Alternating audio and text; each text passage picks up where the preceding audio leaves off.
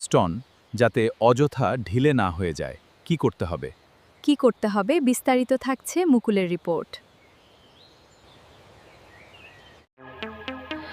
স্তন যাতে অযথা ঢিলে না হয়ে যায় তার জন্য কি করতে হয়? উত্তর: স্তনের উপর অযথা পীড়ন করতে নেই।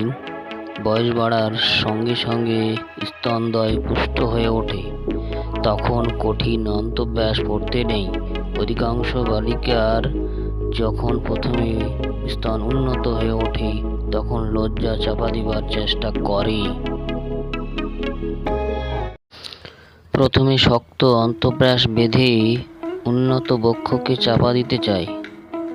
ক্রমাগত এইভাবে বাধা থাকার জন্য স্তনের স্ফীতিতে বাধা পায় এবং অনুন্নত ঢিলে স্তন হয়ে যায়। তখন বালিকা ঠিক বুঝতে পারে না। পরে যখন বুঝবার মতো বয়স হয় তখন আর করবার কিছুই থাকে না।